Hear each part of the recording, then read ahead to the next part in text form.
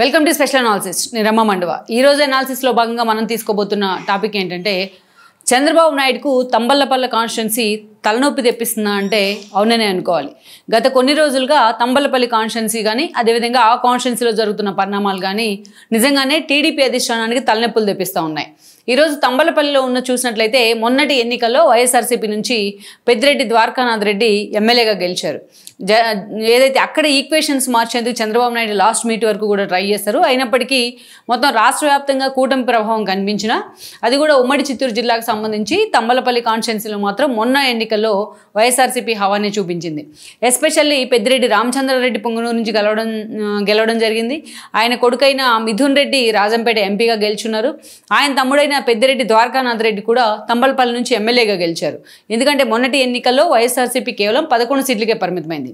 11 సీట్లకే పరిమితం అయినప్పటికీ కూడా పెద్దిరెడ్డి ఫ్యామిలీ మాత్రం పార్టీ ఏదైనా పరిస్థితులు ఎలాంటివైనా తమకు మాత్రం పూర్తి స్థాయిలో ఆయా కాన్స్టిట్యున్సీస్ మీద పట్టుంది. అలా మాకు ఎక్కడికి పోయినా సరే మా గెలుపుకు తిరుగుండదు అనేది అయితే ప్రూవ్ చేసుకోగలిగారు వాళ్ళు ముగ్గురు కూడా. సో అలాంటి ఒక క్రూషియల్ కాన్స్టిట్యున్సీ యాక్చువల్గా మనం తంబలపల్లి చెప్పుకుంటే ఉమ్మడి చిత్తూరు జిల్లాలోనే ప్రత్యేకించి ఒక రాజకీయంగా ఎప్పుడు చైతన్యం ఉన్న కాన్స్టిట్యున్సీ ఏదంటే తంబలపల్లి కాన్స్టిట్యున్సీని. గతంలో మనం చూసే ఈ కాన్స్టిట్యున్సీ నుంచి తంబలపల్లి నుంచి ప్రవీణ్ రెడ్డి కూడా టీడీపీ నుంచి ఎమ్మెల్యేగా పనిచేశారు. సో అలా యువకుడు అయినా చాలా మంచి వాయిస్ ఉంది పార్టీ తరఫున. కానీ అలాంటి ప్రవీణ్ రెడ్డి కూడా ఆ రోజున అమర్నాథ్ రెడ్డి పలమనేరు ఎమ్మెల్యేగా ఉన్న అమర్నాథ్ రెడ్డి మంత్రి కూడా పనిచేశారు ఆయన.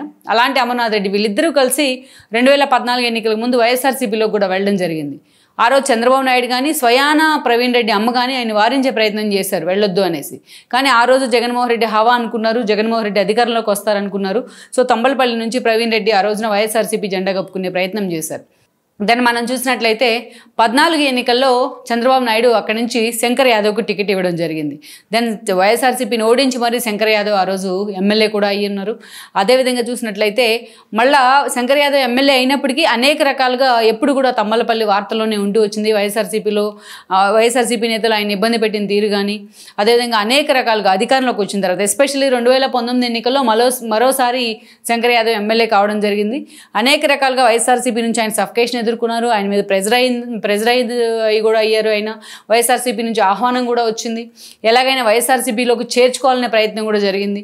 ఇవన్నీ జరుగుతూ వచ్చినా కూడా ఎప్పుడు శంకర్ యాదవ్ అయితే మాత్రం పార్టీ మార్చే ప్రయత్నం అయితే చేయలేదు.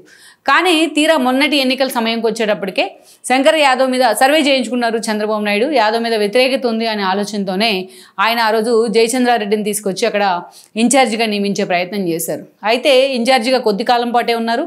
అయితే జయచంద్రారెడ్డిని ఇన్ఛార్జిగా నియమించిన దగ్గర నుంచి శంకర్ యాదవ్ మాత్రం దీన్ని చాలా తీవ్రంగా వ్యతిరేకించే ప్రయత్నం చేశారు. ఒక దశలో ఆయన పార్టీ మారి వైఎస్ఆర్సీపీలోకి వెళ్తారన్న ప్రచారం కూడా జరిగింది.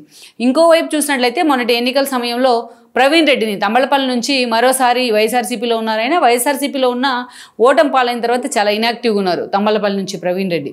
అలాంటి ప్రవీణ్ రెడ్డిని మరోసారి పార్టీలోకి తీసుకురావాలన్న ఆలోచన టీడీపీ చాలా సీరియస్గా చేసింది. యువకుడైనా మంచి వాయిస్ ఉన్న నేత కాబట్టి అమర్నాథ్ ఎలాగైతే తిరిగి మళ్ళీ రియలైజ్ అయ్యి పార్టీలోకి వచ్చారో అలాగే ప్రవీణ్ రెడ్డిని కూడా పార్టీలోకి తీసుకురావాలని చంద్రబాబు నాయుడు ఆలోచన చేశారు. కానీ ఆ రోజు మాత్రం అప్పుడున్న పరిస్థితుల్లో అప్పుడున్న రాజకీయ సమీకరణాల్లో ప్రవీణ్ రెడ్డి మాత్రం ఆ రోజు టీడీపీలోకి రాకుండా ఉన్నారు. అలాగే ఉండిపోయారు ఆయన సైలెంట్గా. ఈ క్రమంలోనే చంద్రబాబు నాయుడు ఏరి కోరి మరి శంకర్ యాదవ్ని పక్కన పెట్టి జయచంద్రారెడ్డికి ఆ టికెట్ ఇవ్వడం జరిగింది. ఇక వైఎస్ఆర్సీపీ నుంచి పెద్దిరెడ్డి ద్వారకానాథ్ రెడ్డికి జగన్మోహన్ రెడ్డి టికెట్ ఇచ్చారు. కానీ రాష్ట్ర వ్యాప్తంగా టీడీపీ కూటమి వేవ్ ఉన్న మొన్నటి ఎన్నికల సమయంలో కూడా పెద్దిరెడ్డి ద్వారకానాథ్ రెడ్డి జయచంద్రారెడ్డిని ఓడించి మరి అక్కడి నుంచి ఎమ్మెల్యేగా గెలవడం జరిగింది. ఇక ఇప్పుడు చూసినట్లయితే ఎమ్మెల్యేగా అక్కడ వైఎస్ఆర్సీపీ అతను ఉన్నారు. పూర్తిగా ఆయన హవానే కొనసాగుతూ వచ్చినప్పటికీ ఇక్కడ అధికారంలో చూసినట్లయితే టీడీపీ ఉంది. ఇక వన్స్ గత 10 నెలలుగా అంటే కూటమి సర్కార్ అధికారంలోకి వచ్చిన దగ్గర నుంచి కూడా దాదాపు అక్కడ చూసినట్లయితే పేరుకి ద్వారకానాథ్ రెడ్డి ఎమ్మెల్యేగా ఉన్నప్పటికీ కూడా అటు చూస్తే శంకర్ యాదవ్ ప్లస్ మనం చూసినట్లయితే జయచంద్రారెడ్డి వీళ్ళిద్దరి మధ్య ఒక ఆధిపత్య పోరుకి తంబలపల్లి వేదిక అవుతూ ఉంది. అంతేకాదు శంకర్ యాదవ్ అక్కడ పూర్తి స్థాయిలో ఆయన నలిఫై చేసే ప్రయత్నం అయితే జయచంద్రారెడ్డి వైపు నుంచి జరుగుతూ ఉంది. శంకర్ యాదవ్ అక్కడ ఏదైతే జయచంద్రారెడ్డి అక్కడ ప్రజెంట్ వైఎస్ఆర్సీపీ తరపు నుంచి అనేక రకాలుగా ఆయన గతంలో కూడా పోరాటం చేస్తూ వచ్చారు మొన్నటి ఎన్నికల సమయంలో. ఇప్పుడు కూడా ఆయన ఇన్ఛార్జిగానే నియమించింది, ఇన్ఛార్జిగానే ఉన్నారు ఆయన టీడీపీ వైపు నుంచి. కానీ ఆయనకి చెక్ పెట్టే ప్రయత్నం అయితే మాత్రం శంకర్ యాదవ్ నుంచి జరుగుతూ ఉంది. ఎందుకంటే రేపటి ఎన్నికల వరకు ఇదే పరిణామాలు కొనసాగిస్తే శంకర్ యాదవ్కి టికెట్ దొరకపోవచ్చు. అందుకే ఆయన జాగ్రత్తలు ఆయన ఉన్నారని అనుకోవాలి.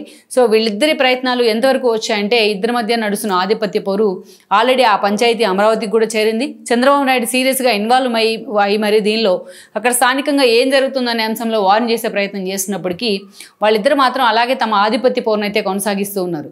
వాళ్ళిద్దరి ఆధిపత్య పోరు ఈరోజు ద్వారకానాథ్ రెడ్డి మీద ఒక సింపతిగా మారుతూ ఉంది. సో పెద్దిరెడ్డి ఫ్యామిలీని ప్రభుత్వం వేటాడే ప్రయత్నం చేస్తుందట్టు ఏదైతే భూ అక్రమాల కేసుల విషయం కావచ్చు, మదనపల్లి ఫైల్స్ తగలబడిన విషయంలో పెద్దిరెడ్డి ఇప్పటికే పూర్తి స్థాయిలో టార్గెట్ అయ్యాడు కూటమి సర్కార్కి. మరోవైపు లిక్కర్ మాఫియా వ్యవహారంలో కూడా, లిక్కర్ సిండికేట్ వ్యవహారంలో కూడా మిథున్ రెడ్డిని వెంటాడే ప్రయత్నం జరుగుతోంది ప్రభుత్వం వైపు నుంచి. ఇలాంటి సందర్భంలో నెక్స్ట్ టార్గెట్ ద్వారకానాథ్ రెడ్డి అనే చర్చ ఉన్నప్పటికీ అంత సీరియస్గా ఆయన ఇప్పటిదాకా అయితే క్రైమ్లో ఇన్వాల్వ్ అయిన పరిస్థితి లేదు.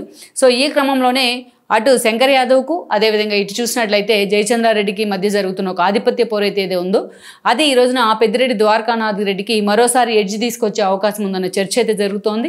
లెట్స్ సీ మరి ఈ విషయంలో చంద్రబాబు నాయుడు ఎంతవరకు కూడా ఈ ఆధిపత్య పోరుకు చెక్ పెట్టే ప్రయత్నం చేస్తారు.